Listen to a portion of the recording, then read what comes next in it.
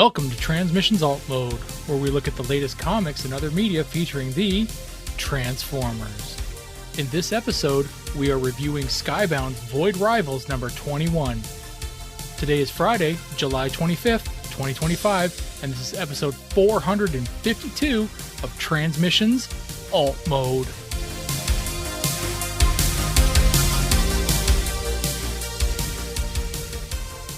Welcome to Transmissions Alt Mode, the podcast that loves it when we see people parachute out of spaceships that get shot down. I'm your host, Jeremy, aka Yanko. I'm joined by the awesome Transmissions team of Daryl, Cybertronic Beast. That's me. It means they're okay, right? When they parachute out of spaceships? Yeah. Let's talk Transformers. All right, and as always, we start off the show by thanking our Donatrions, who are the awesome people that support our show through Patreon or PayPal. If you'd like to support our show, you can go to transmissionspodcast.com/support, and you get some really awesome stuff, including We Like Big Bots, where Daryl and Dr. Pants talk about a big bot in their collection and various versions of that big bot, and you guys recorded a live episode at TFCon that will be coming out soon for everybody. That's right. That's going to be awesome. So we'll let you know when that's up. It's going to be out in the next half of the year, I'm sure. Dr. Pants is handling the editing, so yeah. But something that is coming out pretty regularly is Empire of Rust, our live play RPG podcast. And episode 140, Lift Hard with a Vengeance, is now available for everyone at transmissionspodcast.com/rust. And Donatrions will get an early uncut version of the next episode next week. We also still have copies of our Transformers number 1 from Skybound exclusive cover with art by EJ Sue. We are selling it for $15 plus shipping and handling on our website at transmissionspodcast.com. Daryl says that this is going for a lot more elsewhere online, so we are still the schmucks that are not raising our price. So if you want it, that is what I says. Yep, get it from us. And if you are looking for stickers or anything to help accessorize your figures, go to toyhacks.com. You can save 15% with our July code SUMMERBOTS. So if you use that code, it can be used with your Robo points, but can't be used with other discounts or promotions. And you will save 15% off your order. And if you got some old figures that need new stickers or just new figures and you want to... They do great kind of transformations of, a figure into another figure or another character with stickers. They do great stuff. So that is all of our promos. Oh, no, wait, we had one more promo. We don't have an image for it. But next week, Charles is on assignment. I am going to be in the middle of a move. This is the last podcast I'm recording in this room, which right now has nothing in it but boxes. But Daryl is he's got the week off. And the B Plus team has recorded a couple episodes. So the toy show next week, Dr. Pants, Mike, and Empire of Rust voice actor Brandon are talking about the Legacy toy line, doing a retrospective. And then next week's Alt Mode is going to be looking at Transformers board and tabletop games. So there'll be just something different in your feeds next week, and we will be back in a couple weeks. And I'm sure Daryl will be refreshed because he's had the week off, but I will hopefully be in a better setup than I am now with just my laptop. Mm-hmm. So with all that out of the way, let's get into some comic news.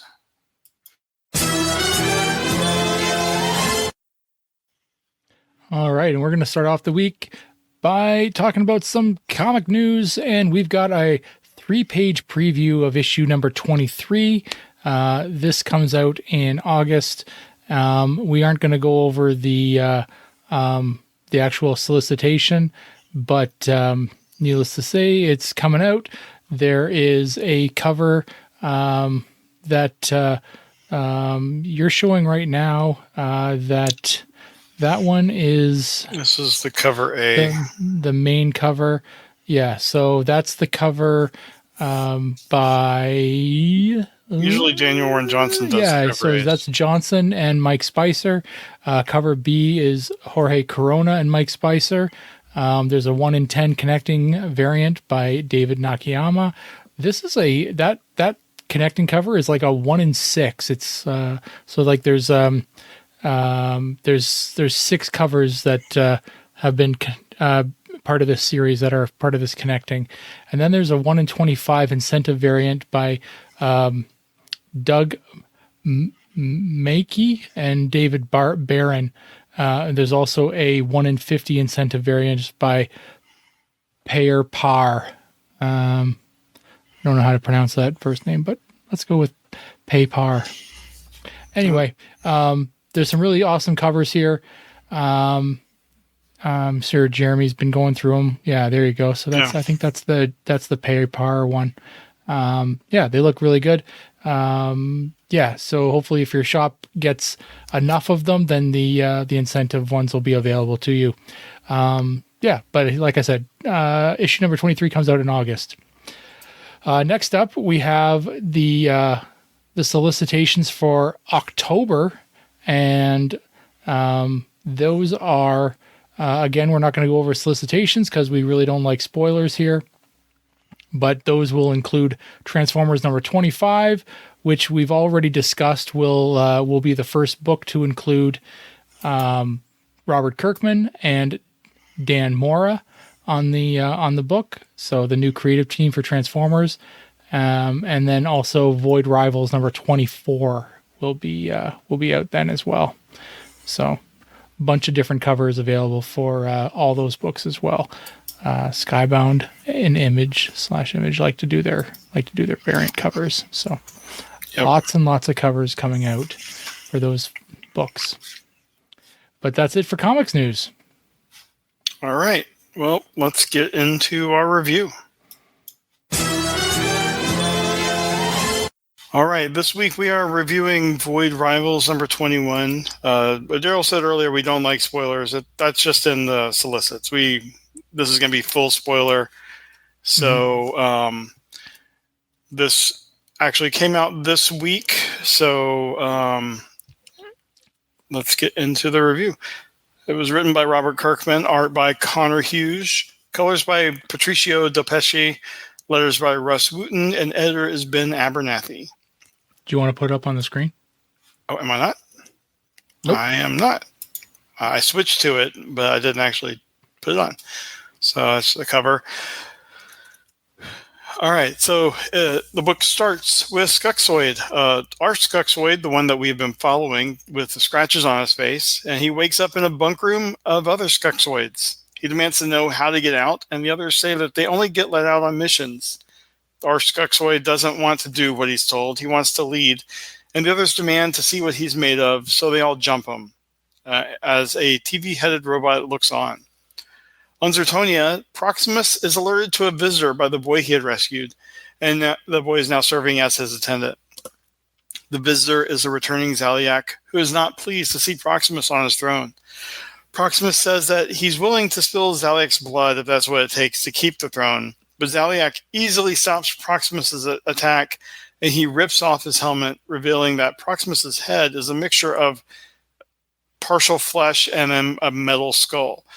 Zaliak then shares Azurda's words with him, and that frees Proximus from the beliefs of the sacred texts. Zaliak then notices the boy, and Proximus says that his name is Ultim, and that he's been very brave. One of Zaliak's attendants then arrive, and Zaliak orders him to ready his troops. They're going to attack Agoria. In Agoria, Sylvia has easily dispatched all of the guards, and she says that she wants to convince Doolin through diplomatic means instead. He thinks about having his people attack him again, but she reminds him that she easily took care of these. It's not going to work. So he leaves the room in a huff. And Solia returns Android, who was a little upset that Derek had already had a replacement for him. Suddenly, an alarm starts sounding, and the two put their helmets on and they rush out of the building. Solia is surprised at the attack that's come, and they exit to find Hot Rod and Springer discussing the alarms. Derek tells his android to scramble his squadron, and he rushes to join them in the fighters. Back with Skuxoid, he defeated all the other Skuxoids, and now he has been summoned to meet the Skuxoid Alpha. Back on Agoria, the battle is raging, and Derek has been revived from the launch sequence and joins the fight with the rest of his team. And they sound off, and then they begin fighting all of the incoming ships. Springer and Hot Rod are helping from the ground, and Hot Rod notes that he likes how the pilots escape on gliders when he shoots their ships. It feels like they're just saying, hey, we survived. He doesn't want to hurt anyone. He just wants to stop the battle. But suddenly Springer pushes him out of the way as larger ships have arrived and fired on their area. The ships then release ground troops with Proximus leading the charge. Springer recognizes him, and he's not looking forward to round 2. To be continued. So this was a fairly quick read to me, but I did enjoy it. I thought the pacing was good. We're back to getting just like a little bit of Skuxoid, but really it was just an A plot and a B plot, which for this book I really appreciate. We don't have the Quintessons and the Junkions and all the other stuff that we've been getting. This is just kind of progressing the Skuxoid thing a bit, and then you have the main conflict between the Agorians and the Zertonians, and I feel like it really helped this book. There are some things I thought that were neat, like the thing that Hot Rod called out. It's obviously just a note about how on G.I. Joe, every time a plane got shot out, you saw a little parachute. So I chuckled when I read that. And then you have like kind of the 80s style with Derek's squadron, every character kind of calling out their name. That's not something that you see these days, and I thought that was kind of a nice callback. But overall, the book was good. I am wondering, when they showed Proximus, like, we knew he was injured because he had been in that that kind of floating tube of just like a partial body, so we knew most of his body was just kind of a suit. But I'm wondering, are all of these people here actually like robotic on the inside? Like, do they have like a layer of flesh over a metallic skeleton? I'm wondering if that was just Proximus, or is that everyone? Because they were able to take the Energon. So I don't know, that's a new mystery that I am really enjoying. I'm enjoying finding out about that. But I feel like the art in this was pretty good. The story, like I said, it was much more enjoyable than some of the more recent issues. So yeah, this was really good in my opinion. What was your thoughts, Daryl? I just spent some time looking through the my records on the series, because I really didn't like the art. I could tell by looking at it. I could tell that it was like all digitally done. There was just the way that like some of the pieces kind of sat on the page. You could kind of tell that they weren't. They were like layers. They're layers, yeah. They're layers. They're not hand drawn or anything like that. And not that I need everything to be hand drawn, but it looks fake to me, kind of thing. It looks kind of like I don't know how to put it. It doesn't look quite right. So there are some pages that I thought looked fantastic, like the scene with all the ships coming in for the attack and that kind of stuff. They look great. But a lot of the pages with like Derek and Celia, they look really layered and really fake, and I really didn't like the heavy lines and stuff like that. Also, Hot Rod and Springer looked really weird and kind of cartoony, but not like they're, I don't know. It just they stood out to me in a way that I didn't. That kind of took me out of the story. Yeah, so. I feel like Hot Rod's eyes were a little bit off in some of this, but I see your point. But I think I'm really enjoying Connor Hughes's faces on like Derek and Celia and stuff. I didn't like, was it Lorenzo Del Pesce or Di Felici? Or Di Felici? Yeah, I didn't enjoy his faces. Okay. In the series, I feel like the kind of more organic faces are better. With you're talking Connor about Hughes. The faces like they're people faces, not their helmet faces, right? Okay. Yeah, the people faces. Okay. But yeah, I see some of what you're talking about, and it could just be like the thicker lines make it have that look. But yeah, I see what you're talking about though. It's almost like there's a background, and then they have the characters, and they just move the character around to where they need it in the background. I kind of like the idea of I can't remember. I can never remember his name. The kind of like the warrior guy, like he's Proximus. Kind of like Proximus. Yeah, he's kind of like a zombie. But he's also a he's a cyborg basically. I mean, he's been a cyborg the whole time, but it extends to his head, right? So yeah. It's that was kind of creepy. Yeah. It was like, I mean, I enjoyed the story for what it was. I liked the idea that Hot Rod and Springer aren't really bothered by this attack at first, until they see Proxima come, running in on them, and then Springer's like, "Oh, this guy again," right? Yeah. So, yeah, I kind of liked the interaction there.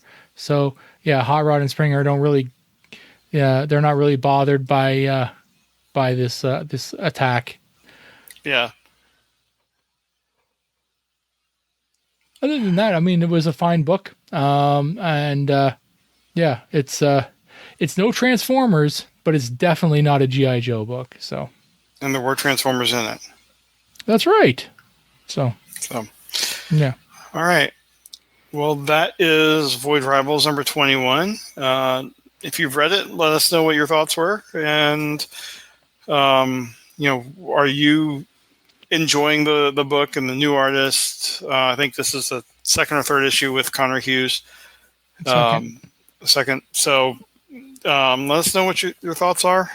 Whether, if you have any theories, we'd like to hear those. But now I guess let's move on to media news.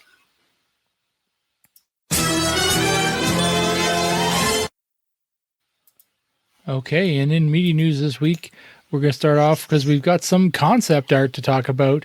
Eddie Del Rio gave us some concept art for Transformers Rise of the Beast, Black Arachnia, and Snapper.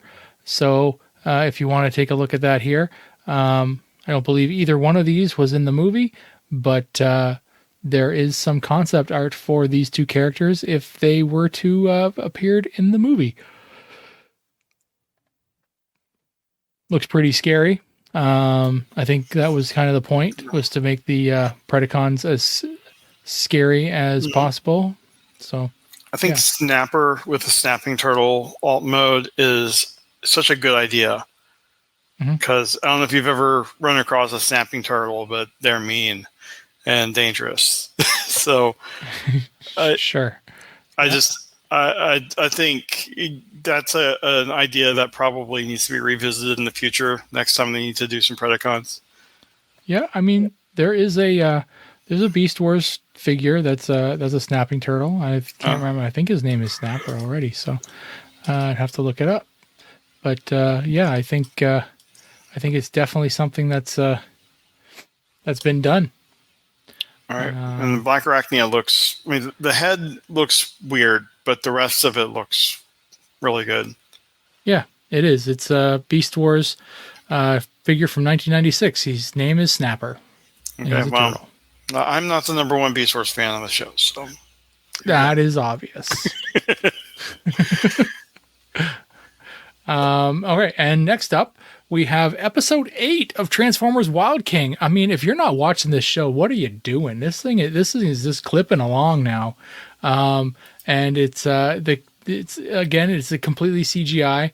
The show itself, I mean, it's the episode 8 is 7 minutes long, and only about 4 minutes of it is actually the episode.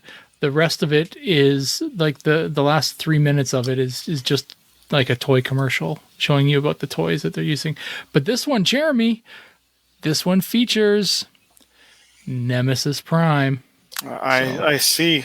I haven't watched any of these, but now I wonder if I need to. But you can't just start at 8. You got to start at 1. Well, yeah, but they're short. But you're 7 behind. You gotta catch up. So.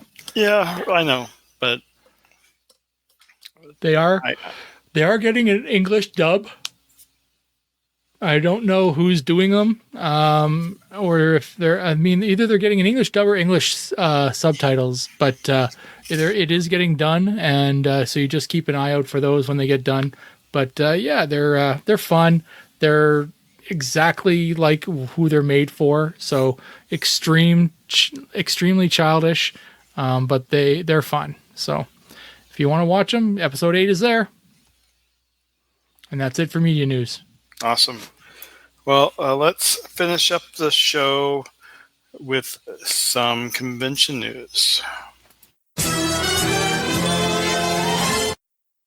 All right. So we've got some announcements for TF Nation, which is going to be August 8th through 11th in the UK, in Birmingham, UK. And the first announcement is Alex Milne, and judging from TFCon, he might want to see if they can fly you over there to be his assistant, Daryl. Because I don't know about that. I would just say, with how much he gets kind of mobbed at his booth at TFCon, TF Nation is probably going to be a whole nother level. I mean, he's been there before, but not recently. But I have it on good authority that he's going to have some of his hot motor oil, his Transformers smut over there. Yeah, it's he's going to have some of that over there as well. So, yeah. So if you're in the UK and you're listening to us right now and you're expected to be at TF Nation, go check out Alex's table and pick up some of his smut. Yeah. And then also at TF Nation, Ed Peary, who was artist on IDW's Transformers numbers 19 through 22, War's End, Fate of Cybertron, and he also does Sonic the Hedgehog, Godzilla, and Dungeons & Dragons for IDW. Nice. So check them out. And TF Nation is always like the comic side of things. They always really support the artists and the writers and stuff. So looking forward to hearing how that goes. And that is it for Alt Mode this week. Sorry it's a shorter show. It's not a lot of news and just me and Daryl. So you can blame Charles for any issues or problems you have with this episode. Blame Charles. It is Charles's fault. Yeah. But thanks, Daryl. This has been good. Thank you for editing this. Oh, yeah. And we will see you guys in 2 weeks because B Plus team has next week's show. And thank you to them for doing that. They're a big help. Mm-hmm. So we will Good luck on the move. Yeah, thanks. Yeah, we'll see you in August. Bye. Later.